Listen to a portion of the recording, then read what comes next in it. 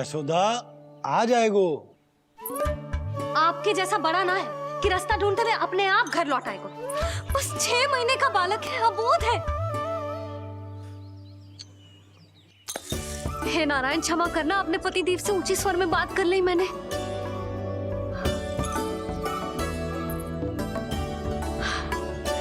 किसी को भी बुद्धि ना है पूरे गोकुल में कि नंद जी का बालक खो गयो है, सुबह सुबह घर से भाग गयो है। किसी को ना पड़ी है कि उसे ढूंढे लेकर आए। यही सम्मान देते हैं वे गोकुल के राजा को। हे भगवान, ना जाने मेरा बच्चा कहाँ होगा, कैसा होगा। कितना समय होगा है? अब तक तो भूख भी लगी आई होगी उसे। आप क्यों रुक गए? आप खाओ। हाँ हाँ, आप खाओ, आनंद से खाओ। आपको तो कुछ चिंता ही ना है। माँ ही तड़पती है अपनी संतान के लिए।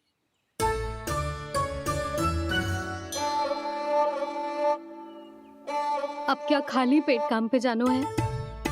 क्या कहेंगे सब कि यशोदा अपने पति को भूखा रखे? ना ना, आप खाओ, खाओ ना।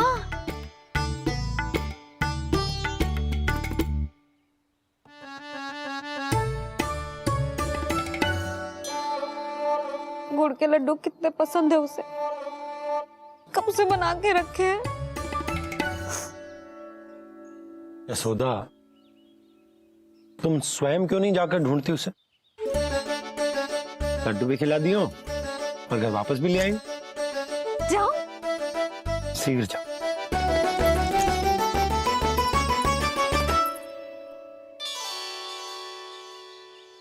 किंतु आप तो खाना खा रहे हो ना पतिदेव? वही तो, मैं खाना खा रहा हूं, परंतु वो भूखा है। तुम जाओ। वो तो भूखा है।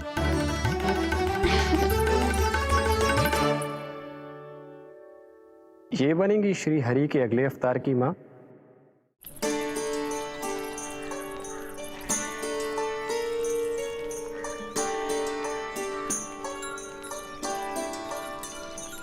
मेरे बच्चे को देखो है ना।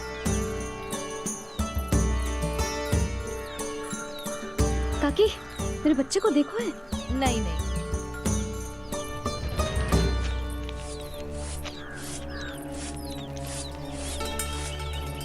सुमति, मेरे बच्चे को देखो है क्या कहीं?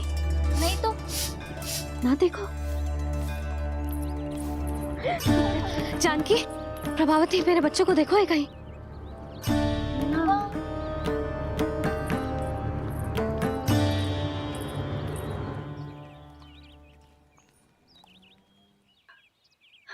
कहाँ है तू? देख, तेरी मैया कितनी चिंतित हो रही है, और तू है कि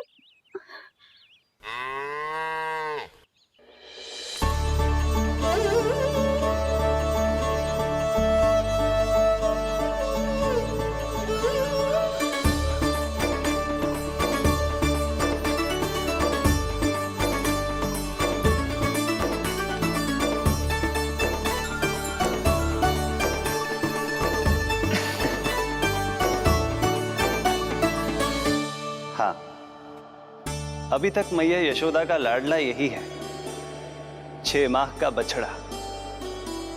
इसी पर ये अपनी सारी ममता न्योछावर करती हैं। तू फिर भाग गो। प्रतिदिन का काम होगा है तेरा। मैंने कही थी ना, मेरे बिना, अपनी मैया के बिना कहीं ना जानो है। ये संसार कितना भयानक है, कुछ मालूम है तुझे? दुष्ट भरे पड़े चारों ओर। वाह, दुनिया की अनोखी मैया और उसका अनोखा बालक, जो कि बालक है ही ना, गाय का बछड़ा है।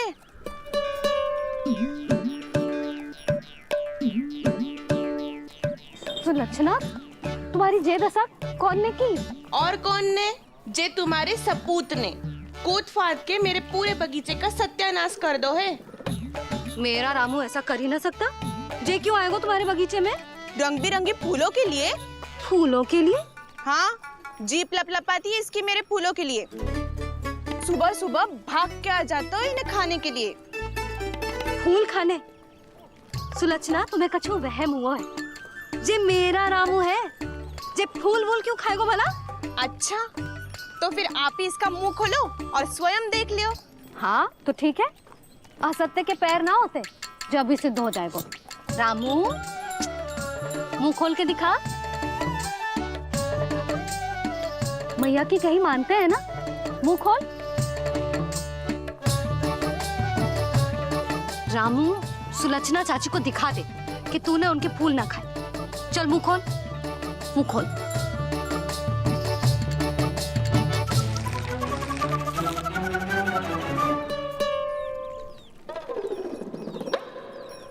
हाँ हाँ, देख लो, इसने कछु ना खाया है।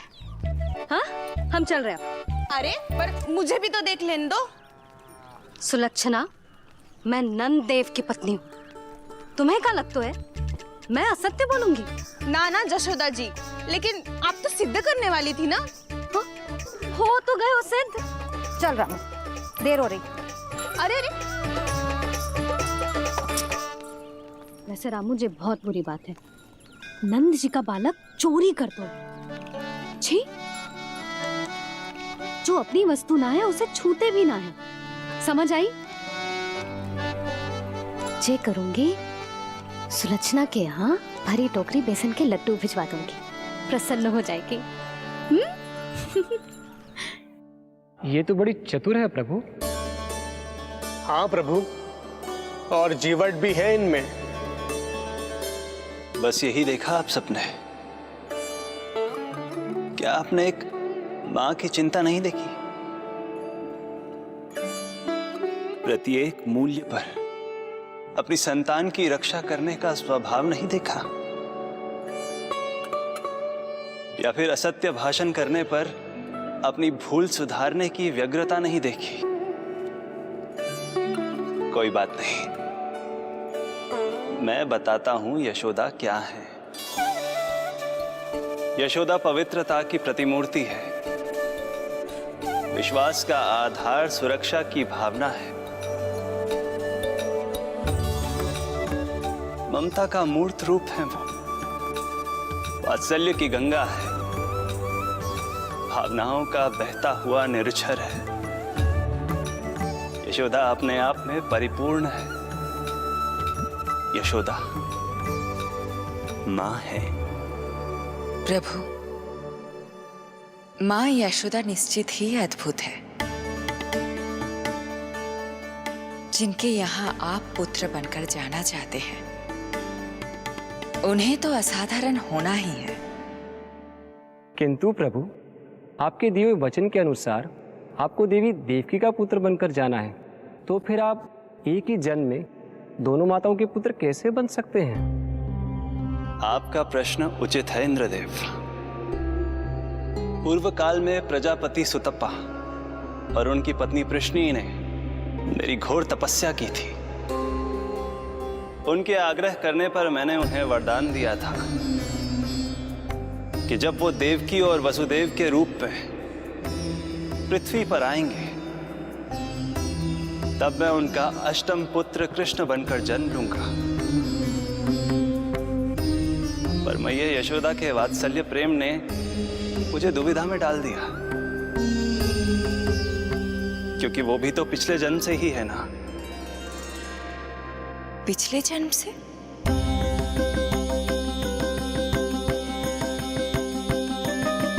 पिछले जन्म में मैया यशोदा 8 वसुओं में से एक श्री द्रोण की पत्नी धरा थी।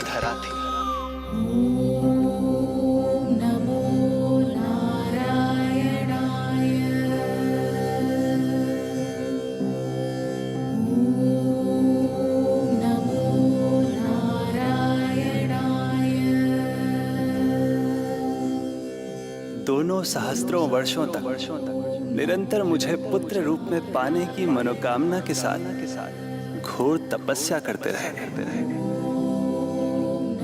अपने तप में वो दोनों इतने लीन थे कि प्रकृति की कोई भी शक्ति उनका ध्यान भंग नहीं कर पाई।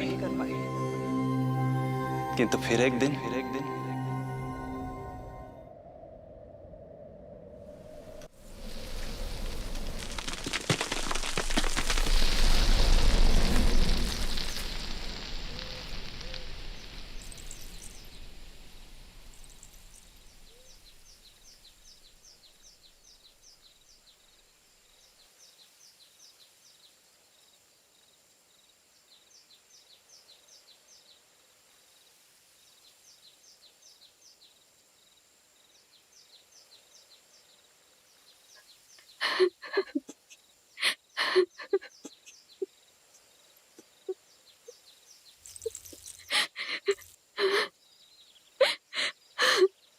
हमारे भक्ति में ऐसी क्या कमी रह गई प्रभु कि अभी तक आपके दर्शन का सौभाग्य नहीं मिला।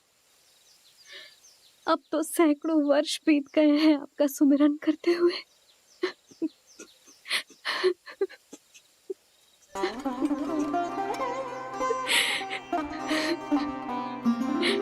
साचा सुमिरन सबसे हरि का, साचा है हरि नाम। साचा सुमिरन सबसे हरि का, साचा है हरि नाम। जिनकी कृपा से बन जाते हैं सबके बिगड़े काम, सबके बिगड़े काम। साचा सुमिरन सबसे हरि का, साचा है हरि नाम। आतुर है आंचल का उपवन, सुनने को पैजनिया छुन छुन। मधुर मधुर तुतलाती बोली, खेले संग संग आँख में चोली। मेरे मुख पे भी दे दो प्रभु ममता भरी मुस्कान।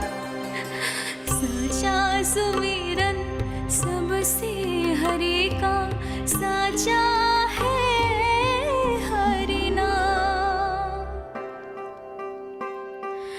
भक्त बिना भगवान है जैसे, माता बिन संतान के वैसे। हरि बिन मेरा जीवन सूना, भगवान लाज मेरी रख लो ना। भगवान लाज मेरी रख लो ना।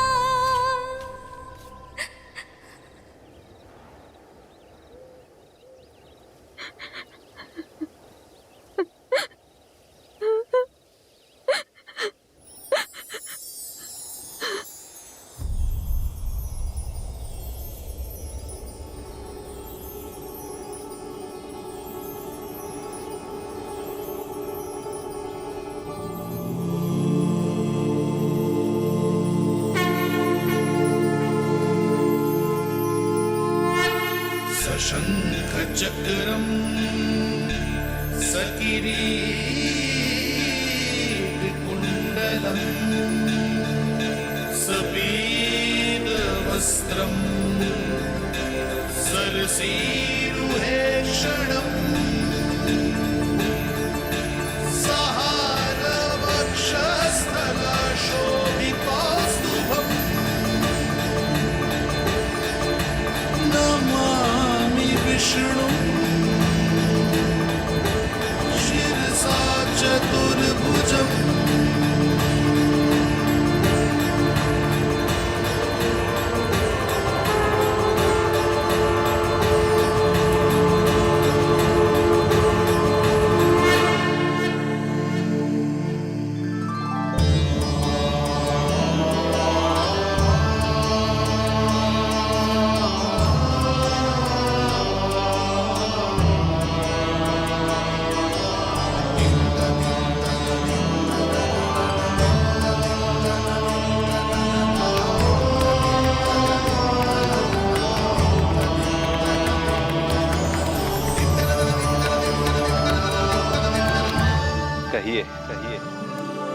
वरदान पाना चाहते हैं आप?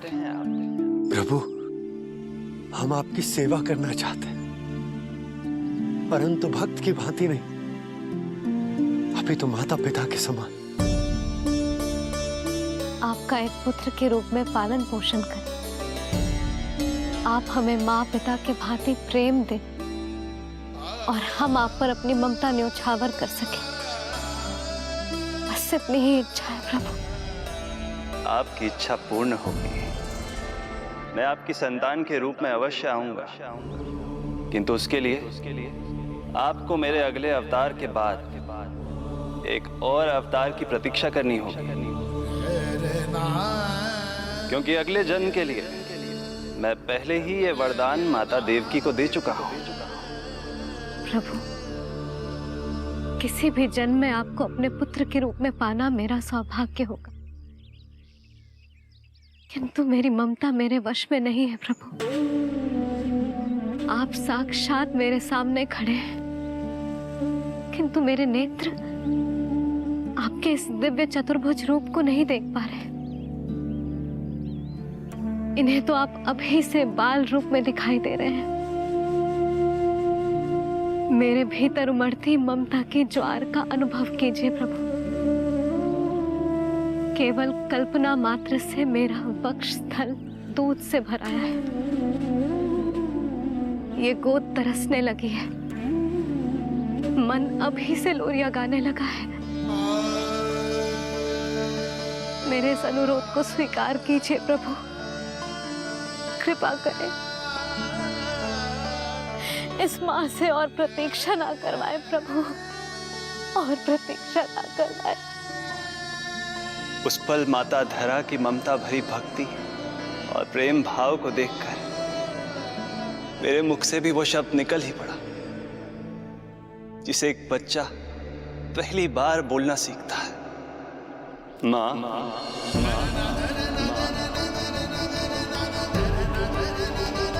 अब ये प्रतीक्षा केवल आपकी ही नहीं, मेरी भी होगी। मैं भी तरसूंगा आपका पुत्र बनने के लिए।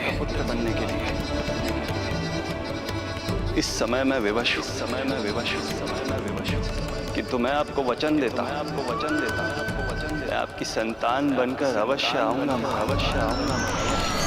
प्रभु,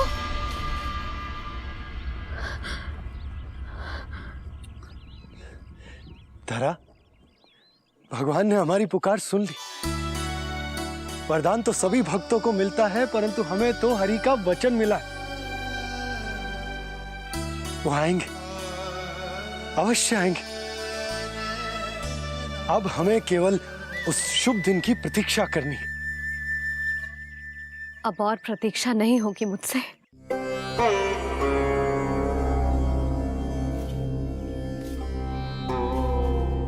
हमने सहस्त्रों वर्षों तक तपस्या की, ये समझ लो कि वो तपस्या अभी शेष नहीं। श्री हरि को अपने सामने देखकर मेरी व्याकुलता का बांध टूट गया है। 2 जन्म बहुत बड़ा समय होता है स्वामी। अपने पुत्र के रूप में हरि को गोद में खिलाने के लिए अब मैं और 2 जन्मों तक प्रतीक्षा नहीं कर सकती।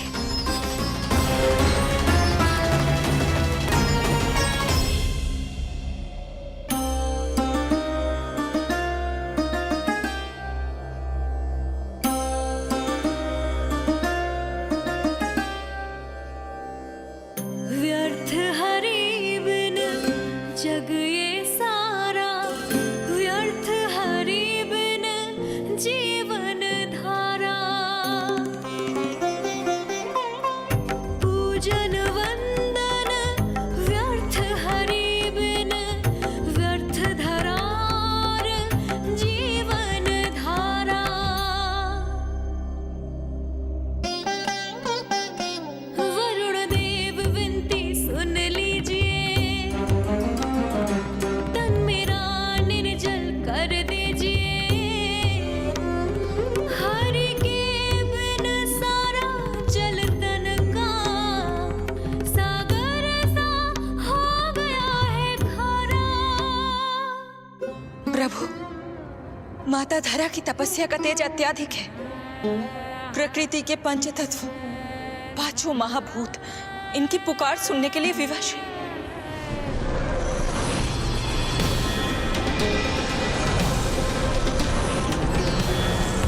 धरा, प्रिय ये क्या कर रही हो? रुक जाओ। जठराग्नि सब दूर ये कर दो, अग्नि देव मेरे ताप को हर लो। माता जो वंचित ममता से, जग में नहीं उसको कुछ प्यारा। पूजन वंदन व्यर्थ हरि बिन, व्यर्थ धरार जीवन धारा। प्रभु, यदि अग्निदेव अपना अग्नि तत्व वापस ले लेंगे तो इनकी पाचन शक्ति नष्ट हो जाएगी और जीवित रहने के लिए शारीरिक तापमान भी अति आवश्यक होता है। यदि वही विलुप्त हो गया तो धरा, तुम्हें मेरी सौगंध मत करो ये। हे भूमाता आकृति दाता, मिथ्या है ये माटी का ढांचा। माटी मुक्त करो इस तन से, जब ना मिला हरि का सहारा। प्रभु, भू तत्व ही तन को भार देता है, उसके बिना ये तो पूरी तरह से ढह जाएंगी। धरा, धरा, ये क्या हो गया? बस करो अब।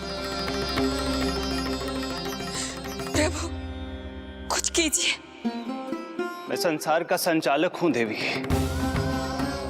नियमों का पालन करने के लिए मैं भी बाध्य हूं।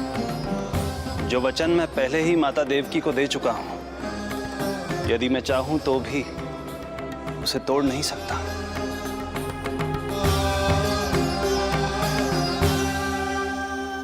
सुख लो आयु सब इस तन की, आस है जो ना शेष है मन की। वायु देव कृपा करो अब ये, रोक दो इन श्वासों की धारा।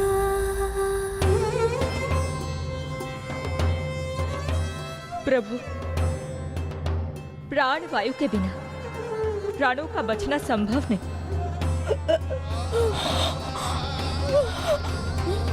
धरा,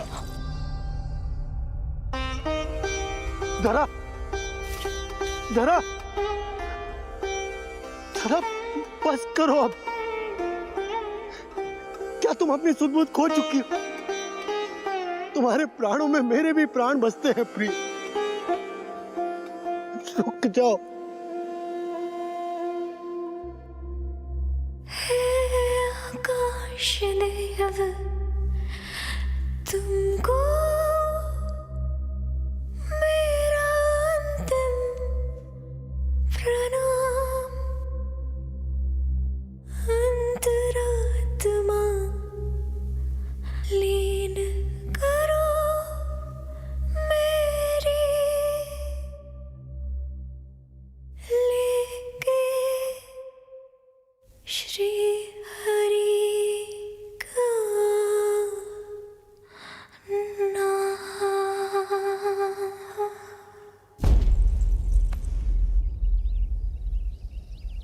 धरा, धरा, धरा, ये क्या कर लिया तुमने? धरा, कोई है, कोई है, सहायता कीजिए। धरा, जल।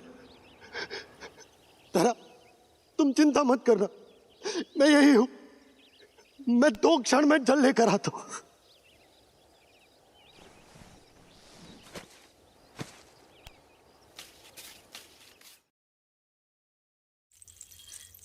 प्रभु, आप नियमों से तो अवश्य बंधे हैं, परंतु आप लीलाओं के स्वामी हैं, कोई तो उपाय निकालिए। आपने इन्हें माँ कहकर पुकारा है। माँ की प्राण रक्षा पुत्र नहीं करेगा तो और कौन करेगा?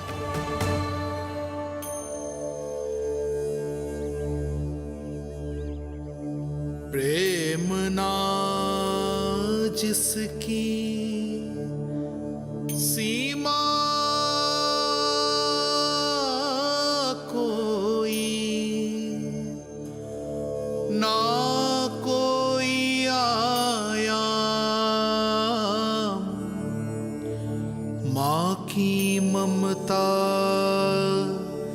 के आगे। विवश हुए भगवान, विवश हुए भगवान।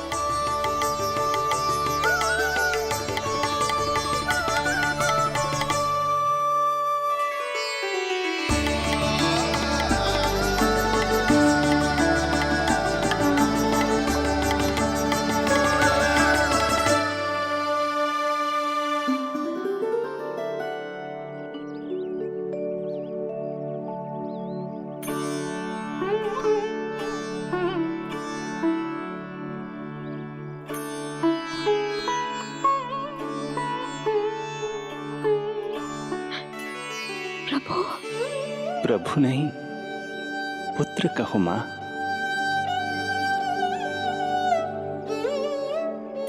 पुत्र, मेरा पुत्र, मेरा पुत्र।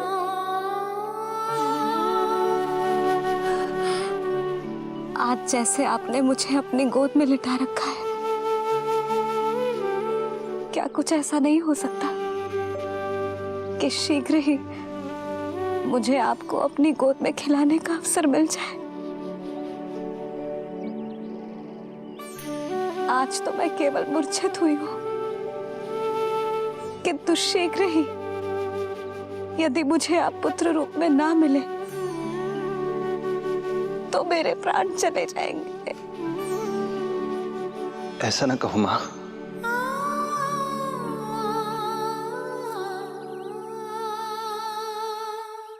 माता देवकी को मैं पहले ही वचन दे चुका हूं, इसलिए विधि के विधान के अनुसार मुझे उन्हीं का पुत्र बनकर जन्म लेना होगा। किंतु आपकी आतुरता का अनुभव करने के बाद अब मैं भी आपका स्नेह पाने से स्वयं को और वंचित नहीं रख सकता। आपने वरदान मांगा था कि आप पुत्र की भांति मेरा पालन पोषण करना चाहती हैं, इसलिए यदि आप उचित समझे तो आप अगले जन्म में ही अपनी इच्छा पूर्ण कर सकती हैं।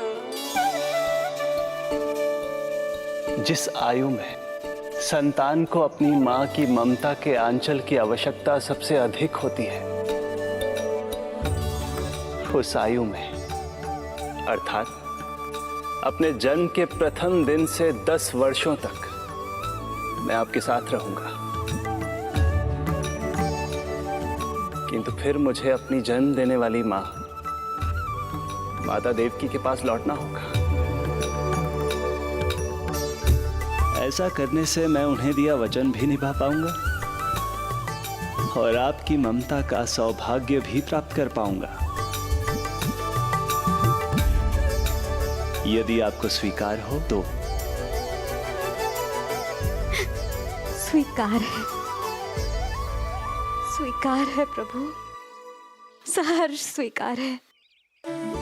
एक माँ और पुत्र का नाता केवल उसके कोख से जन्म लेने से ही नहीं बनता, ये नाता तो ममता से बनता है, और मैं अपनी ममता आप पर न्यौछावर करने के लिए आतुर हूं। यशोमती मैया के नंद लाला, यशोमती मैया के नंद लाला, यशोमती मैया के नंद लाला, यशोमती मैया के नंद लाला। तो इस प्रकार परमपिता परमेश्वर श्री हरि विष्णु एक ही जन्म में दो माताओं का पुत्र बनने के लिए उत्साहित भी थे और भावुक भी, किंतु जगत माता श्री लक्ष्मी और अन्य सभी देवगण ये जानना चाहते थे कि श्री हरि ये अभूतपूर्व कार्य कैसे करेंगे। भगवान बोले, ये सब संभव होगा उसके कारण जो मेरे अगले जन्म की कथा का मुख्य पात्र है, कंस।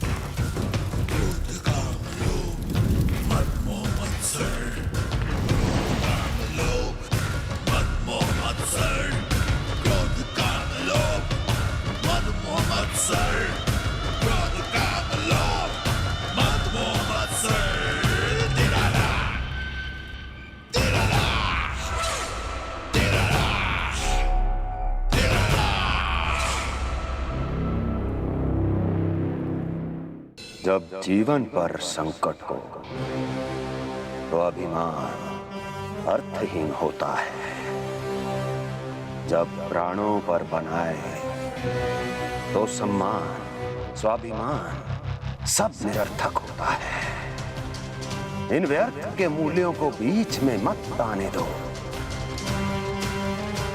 और दया उसे तो बिल्कुल नहीं। मार डालो साधु संत ऋषि मुनि स्त्री वृद्ध, चाहे वो नवजात शिशु ही क्यों ना हो, किंतु हाँ, यदि शत्रु भारी पड़ने लगे, पराजय सामने दिखाई देने लगे, तो उसी क्षण शत्रु के पैर पकड़ लो और अपने प्राणों की भिक्षा मांग लो। अहंकार को आड़े मत आने दो। अग्निः शेषम ऋणः शेषम शत्रुः शेषम तथैव च पुनः पुनः प्रवर्धेत तस्मात् शेषम न कार्येत। अर्थात अग्नि की एक भी चिंगारी, ऋण की एक भी मुद्रा और शत्रु की एक भी संतान यदि शेष रह जाए तो शीघ्र ही विकराल रूप धारण कर सकती है। इन सब का समूल नाश ही एकमात्र उपाय है अपनी सुरक्षा का। इसलिए कहता हूं, साम दाम दंड भेद कोई भी युक्ति क्यों ना लगानी पड़े, शत्रु के प्राणों का हरण ही परम उद्देश्य होना चाहिए। छोड़ो मत, फिर चाहे वो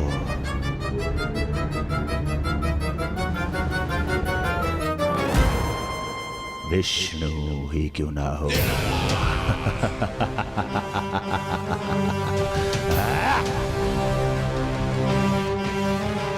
यही थी कंस की दिनचर्या। वो प्रतिदिन स्वयं को स्मरण कराता था कि स्वार्थ के लिए किसी भी सीमा को तोड़ने में कुछ अनुचित नहीं है। तभी तो राजगद्दी प्राप्त करने के लिए उसने अपने पिता महाराज उग्रसेन को भी नहीं छोड़ा था। पिताजी,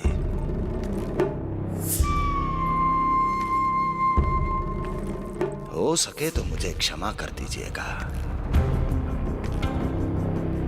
कल्पना भी नहीं की थी कि मैं आपके साथ ऐसा व्यवहार करूंगा।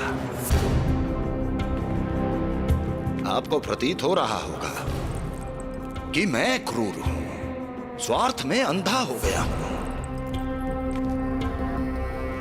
किंतु मैं विवश हूं।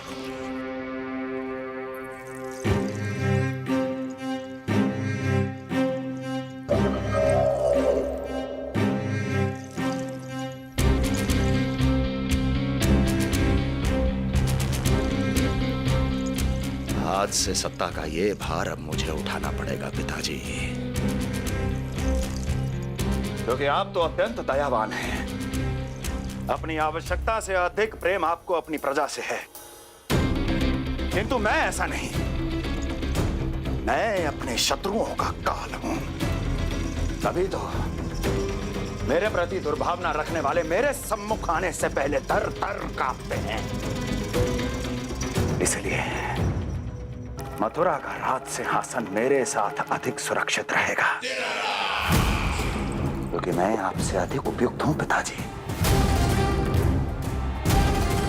मेरा विश्वास कीजिए। हृदय पर गोवर्धन पर्वत रखकर मुझे यह निर्णय लेना पड़ रहा है पिताजी।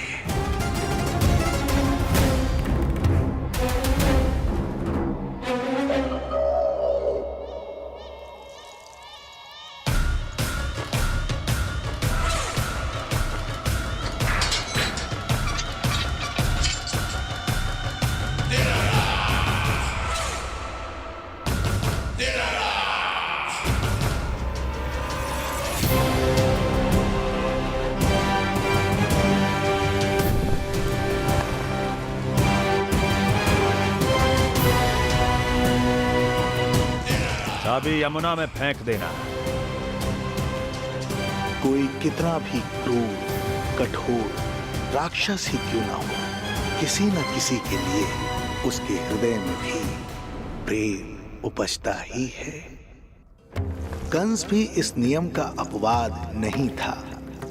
इस संसार में एक जीवात्मा ऐसी भी थी जिसे वो स्वयं से भी अधिक स्नेह करता था, और वो थी उसकी लाडली बहन देवकी।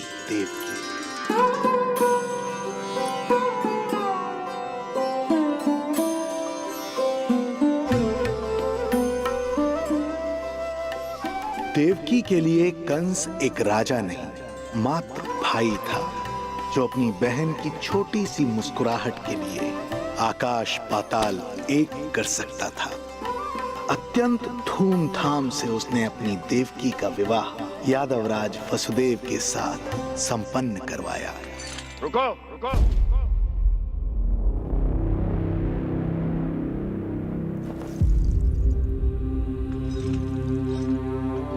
ये आप क्या कर रहे हैं? आप मथुरा नरेश हैं? नहीं कुंवर जी, आज मैं मात्र वो भाई हूं जो अपनी प्रिय बहन के साथ बस कुछ क्षण और व्यतीत करना चाहता है।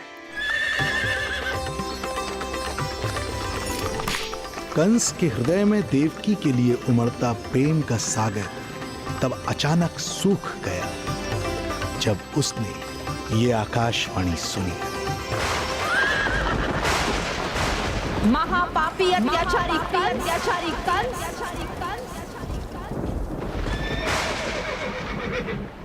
जिस देवकी को तू इतने प्रेम से ससुराल ले जा रहा है, वही तेरे अंत में सहायक होगी। तेरा काल तेरी प्रिय बहन के गर्भ से उसकी 8वीं संतान बनकर जन्म लेगा और तेरा विनाश करेगा।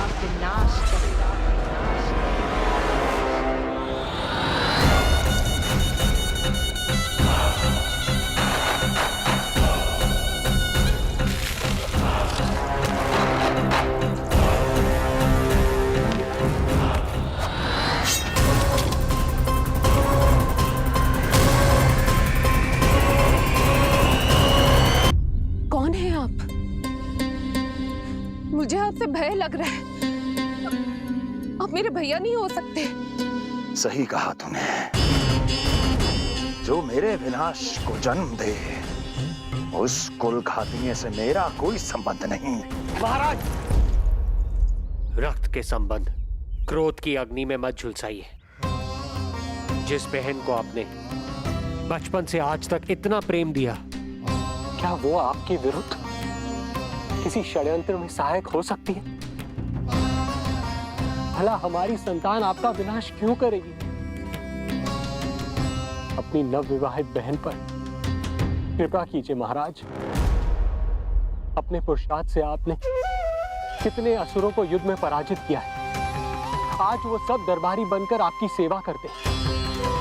हे महापराक्रमी कंस, यदि वो मायावी असुर आपको हानि नहीं पहुंचा पाए, तो ये आपकी बहन आपका क्या बिगाड़ सकती है? दया कीजिए महाराज, दया कीजिए। आप बीच में मत पड़िए कुंवर जी। सुना नहीं क्या? इसकी 8वीं संतान मेरा वध करेगी। जब मां ही नहीं बचेगी, तो 8वीं संतान के जन्म का तो प्रश्न ही नहीं उठता। यदि ऐसा है तो आप मुझे मार दीजिए। जब मैं ही जीवित नहीं रहूंगा, तो देवकी की संतान होने की संभावना ही समाप्त हो जाएगी। अपने बहनोई की हत्या का पाप मैं नहीं कर सकता। और बहन की हत्या का पाप कर सकते हैं? जिसे जीवन भर प्रेम दिया है, उसके प्राण लेने का अधिकार है मुझे। प्रिय भैया, यदि आपको इस विषय में इतना संदेह है, तो आप हमारी 8वीं संतान के प्राण ले लीजिएगा। बल्कि 8वीं संतान ही क्यों, उसका जन्म होने तक हमारी सभी संतानों का वध आप स्वयं अपने हाथों से कर लीजिए। स्वामी, हे मथुराधिपति, मेरी पत्नी को प्राण दान दे दीजिए।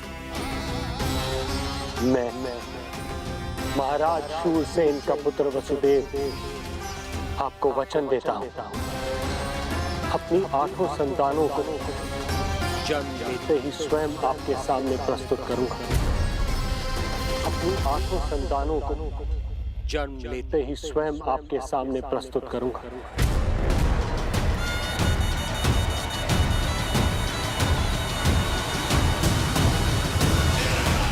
बधाई हो कुंवर जी। अपनी पत्नी के प्राण बचाने में आप सफल हुए,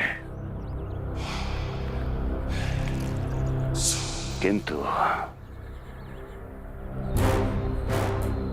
आपकी संतानें इतनी भाग्यशाली नहीं होंगी। वचन स्मरण रहे।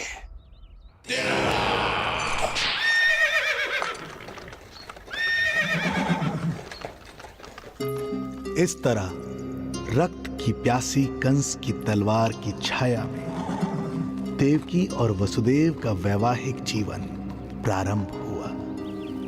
जब कंस की निर्ममता और वसुदेव के वचन का ये दुखद समाचार गोकुल पहुंचा तो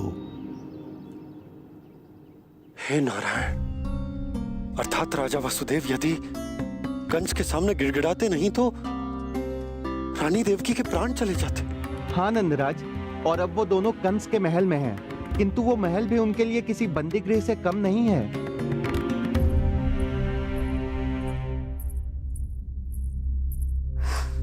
एक भाई अपनी बहन के साथ ऐसा करने की सोच भी कैसे सकता है? मेरा बस चले तो इस दुष्ट कंस को मटके में डाल के इसे घोंट के रख दूं, जैसे मलाई घोट के माखन निकाला जाता है।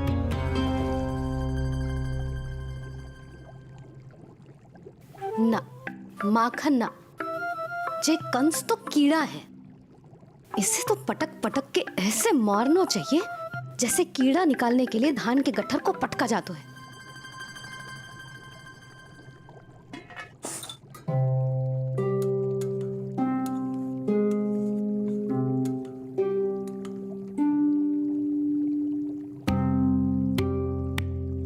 किंतु जब रोहिणी जिज्जी को पता चलेगा तो वो तो अपने आप को ही दोष देंगे, क्योंकि बालक ना होने के कारण उन्होंने ही वसुदेव जी को राजकुमारी देवकी के साथ दूसरा विवाह करने पर विवश किया था। हे ईश्वर, जिस सुख के लिए रोहिणी जिज्जी ने पत्नी जीवन का सबसे बड़ा त्याग किया था, जब उन्हें पता चलेगा कि वही सुख उस क्रूर कंस ने छीन के मटिया मेट कर दिया है, तो कितना कष्ट पहुंचेगा।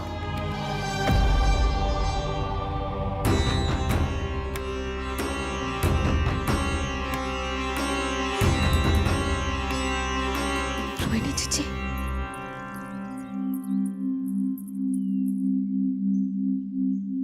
गोप नरेश, कृपया मुझे अपने भैया के पास ले चलिए।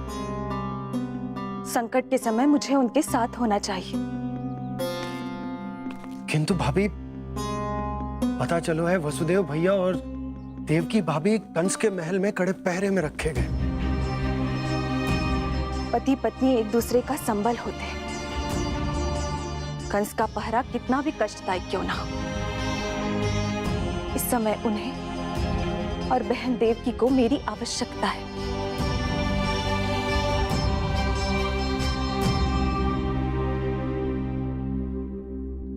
ये मेरी व्यवस्था है। ये यादव कुलदीपक होकर भी आपको इस महल में बंदियों की तरह रहना पड़ रहा है, और मैं कुछ कर भी नहीं पा रही।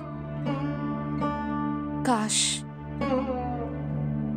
आपने मुझसे विवाह ही ना किया होता। तो क्या मैं अपने भाग्य से भाग पाता देवकी? पूर्व जन्म के कर्मों के फलस्वरूप जो हमारी नियति में लिखा है वो तो हमें भोगना ही है। श्री हरि क्या करते हैं, कब और क्यों करते हैं, ये दुख हमारे जीवन में किस उद्देश्य से आए हैं, इन रहस्यों का पता लगा पाना हम मानवों के लिए संभव नहीं है देवकी।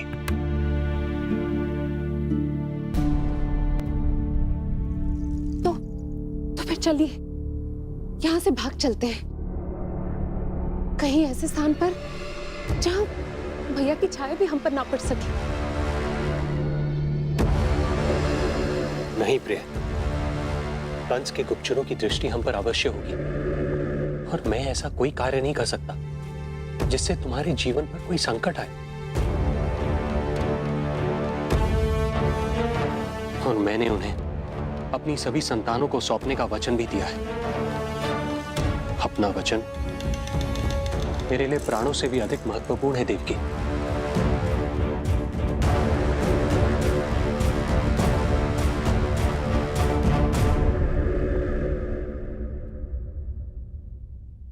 राजन, राजकुमारी, गोकुल से रानी रोहिणी और गोपराज नंद पधारे हैं।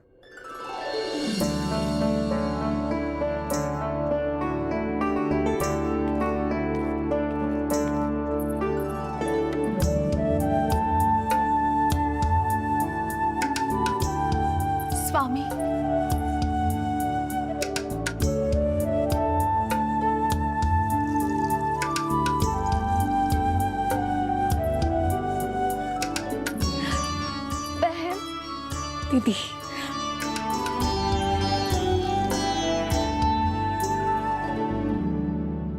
भाई नंद, जो आप हमारे लिए कर रहे हैं उसके लिए धन्यवाद शब्द बहुत छोटा है।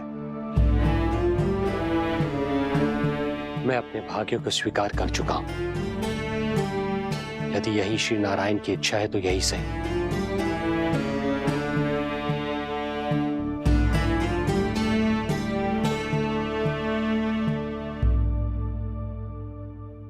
भाई नंद, इस समय मथुरा का वातावरण अनुकूल नहीं है।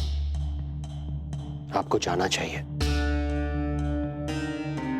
यशोदा भाभी भी चिंतित हो रही होंगी।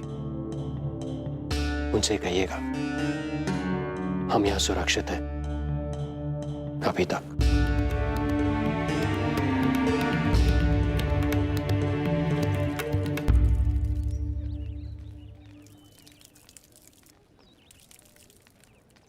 वसुदेव भैया का भाग्य पर भरोसा देख वे अपनी संतानों को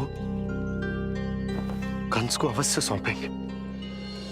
हे ईश्वर, इतना कठोर वचन, जब इसे निभाने का कठिन समय आएगा तो कैसा अनुभव करेंगे वे?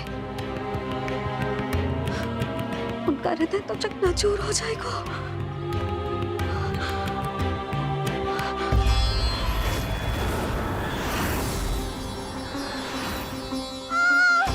सब्र से सब देवकी, मैं महाराज शूरसेन का पुत्र वसुदेव आपको वचन देता हूं, अपनी 8 संतानों को जन्म देते ही स्वयं आपके सामने प्रस्तुत करूंगा।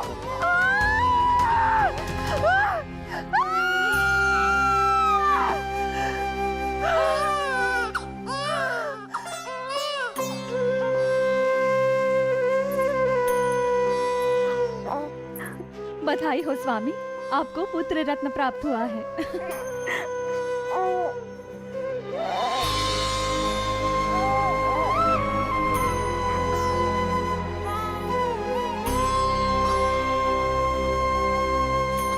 महाराज को पता चला तो क्या होगा?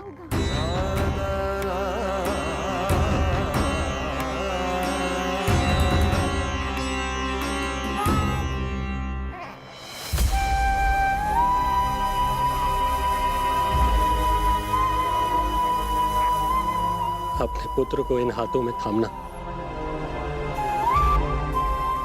कितने वर्षों से इस पल की प्रतीक्षा कर रहा था मैं, और आज जब यह पल आया है मेरी आंखों में दुख के आंसू हैं। एक पिता जब प्रथम बार अपनी संतान को गोद में उठाता है तो सबसे पहले यह सोचता है कि उसे क्या नाम दूं, उसका सुनहरा भविष्य कैसे सुनिश्चित करे। किंतु मैं वो भाग्यहीन पिता हूं जो अपने पुत्र का भविष्य मृत्यु के अंधकार में डुबोने जा रहा है। मैं इसे नाम देकर क्या करूंगा?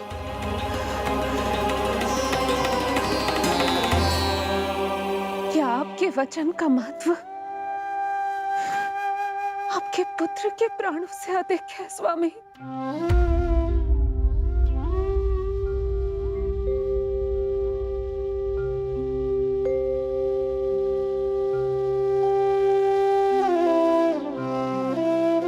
श्री नारायण का दूसरा नाम सत्य होता है देवकी। तुम ही कहो, मैं श्री नारायण से विमुख कैसे हो जाऊं? मुझे अपना वचन निभाना ही होगा। हृदय के टुकड़े टुकड़े क्यों ना हो जाए, मुझे इसे कंस तक ले जाना ही होगा।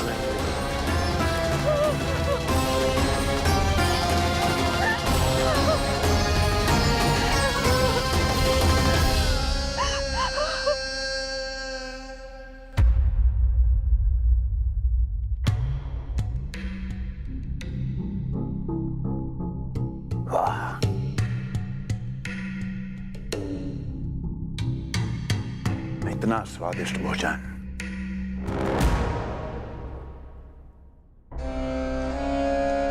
किसी विशेष इच्छा की पूर्ति के लिए मुझे सम्मोहित तो नहीं करना चाहती? मुझे पति के रूप में प्राप्त कर तो चुकी हो, अब प्राप्त करने को क्या क्या बचा है प्राप्ति? मैं प्राप्ति नहीं, अस्थि हूं स्वामी। प्राप्ति तो छुई मुई बनकर वहां खड़ी है। आप सदैव अपने विषय में ही सोचते हैं, कभी मेरे ओर भी निहारा कीजिए, तभी तो मेरा नाम सही से स्मरण होगा आपको। मैं अपने विषय में ही सोचता हूं, तभी तो दसों दिशाओं में मेरे नाम का डंका बजता है, मेरे साम्राज्य का विस्तार होता है, तभी तो मेरा अस्तित्व है। अस्थि स्मरण रहे, तुम हो क्योंकि मैं हूं।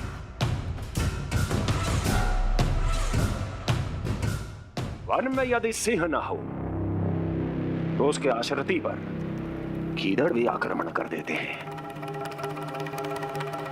सिंह कभी अपने शत्रु को एक क्षण भी जीवित नहीं छोड़ता महाराज। आपने तो छोड़ दिया देवकी को। सिंह नहीं, आप वो गाय हैं जो अपनी कसाई से अथाह प्रेम करती है।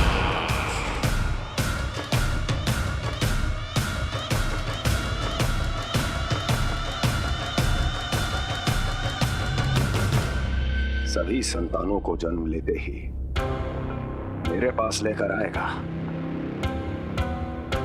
ये वचन दिया है वसुदेव ने मुझे। तो फिर आया क्यों नहीं महाराज? प्रथम शिशु का जन्म तो हो चुका है।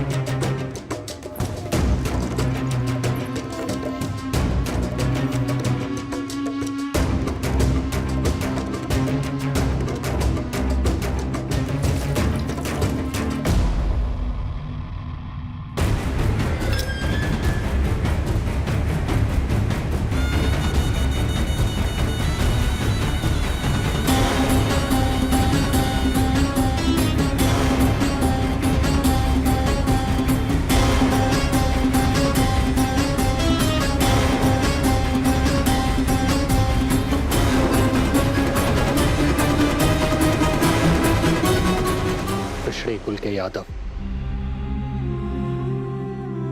अपना वचन मिथ्या नहीं होने देते महाराज।